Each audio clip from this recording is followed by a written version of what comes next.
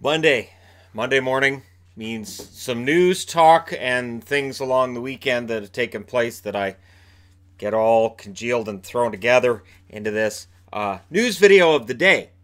Callie Rosen's likely to be called up by the Toronto Maple Leafs this week. That's news Babcock reported that TSN and Sportsnet have right in the front page. And I'm going to report on it for a simple reason that I like Callie Rosen. I'm kind of surprised he spent as much time in the American League as he has. There have been definite problems on the Toronto blue line. I've thought that Borgman and Rosen were pretty decent guys that I don't necessarily think have blossomed in their time in Toronto. And honestly, they're the kind of guys that feel to me like could end up going to another organization if it doesn't work out in Toronto and really thrive.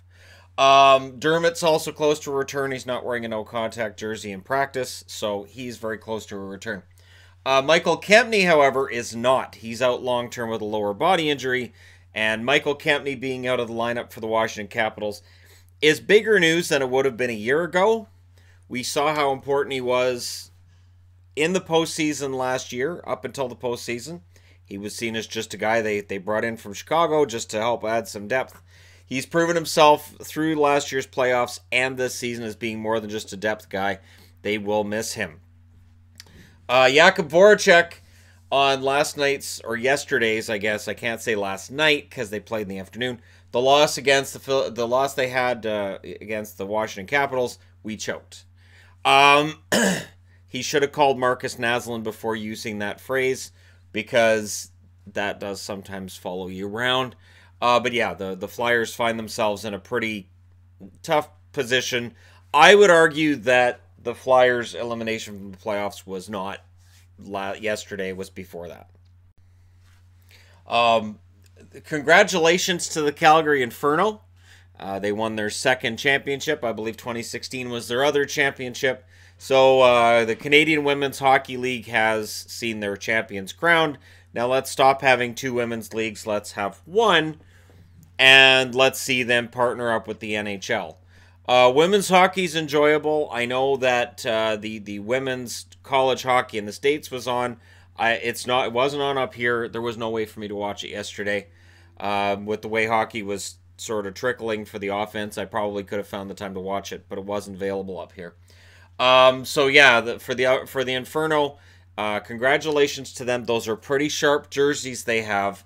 CWHL jerseys, now that I've got basically everything NHL that's almost ever existed, I should take a look at CWHL jerseys because they're pretty sharp.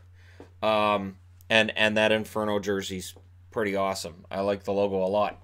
So congratulations to them. Load management started to become a thing. So it's in the NBA, right? Of course, famously for the Toronto Raptors this year, Kawhi Leonard's been sitting out. They've talked about load management, pulling guys out, watching minutes, load management. Is it a thing in the NHL? What I think is going to happen, and I think it's going to be the buzzword with this, is that sort of like with Carey Price where he's not participating in the practices because they want him to be fresh for games. They don't want him tired out. I think we're going to start seeing an NHL where there's more optional skates and less mandatory skates. Less mandatory workouts, more optional workouts. That certain players of a higher stature in the NHL, guys who make that big money and have proven themselves year after year, are going to have coaches saying, look, we're having a skate tomorrow. If you want to come out, come out. If you don't, we understand. You're playing really well right now. If you feel like you need a day to rest up, do something else, just take your mind off of it, go ahead. I think that's what we're going to start to see. I remember a time in the NHL when there weren't so many skates and it wasn't so much 24/7 hammering away at it. And I think while it's good that they have so many programs in place, I also think there's something to be said for just take the foot off the gas here and there when you're not playing the game and let guys just have a day here and there, and I don't think it'll hurt them. Some coaches I can't see relaxing their standards, but I think there are some that will, and I think teams could definitely benefit from that, especially at this time of year. The regular season's coming to an end. You got the postseason coming up, so yeah, load management makes sense.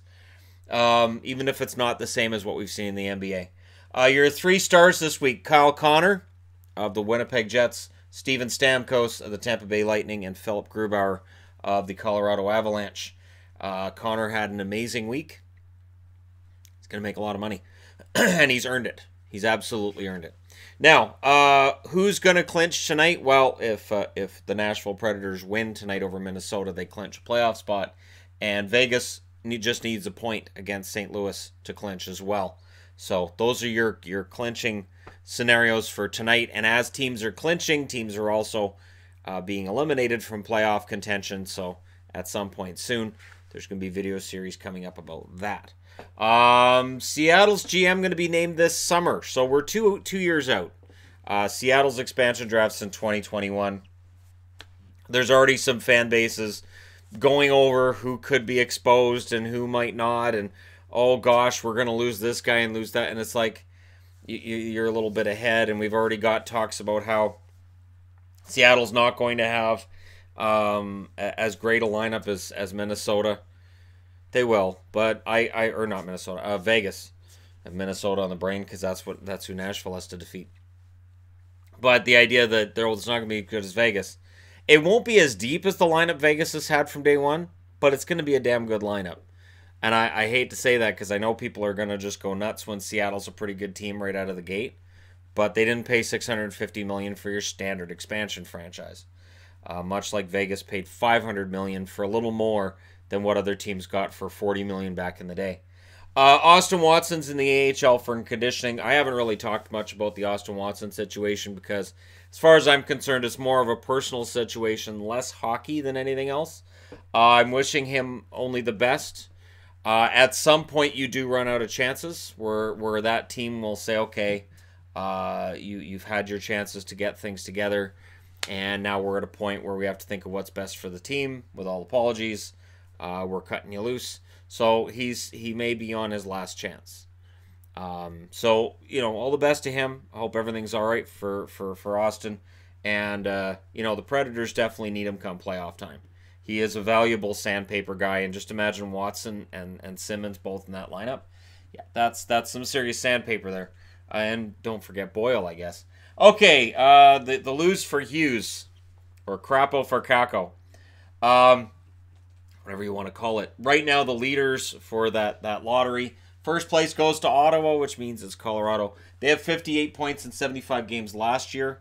Ottawa finished with 67 points. So, yes, due to their struggles recently, we appear to be seeing an Ottawa team that will finish with fewer points than last year.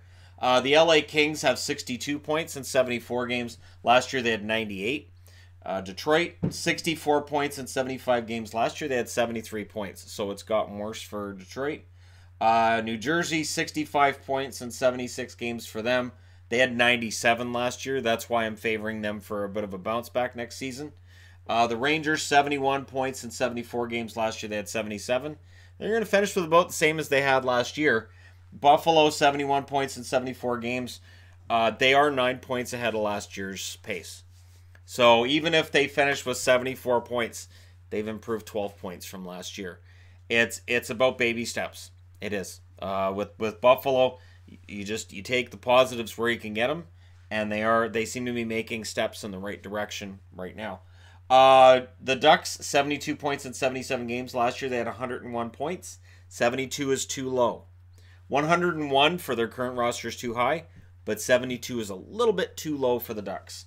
The Canucks have 74 points in 76 games. Last year they had 73 for the whole year. So the Canucks have made those baby steps as well.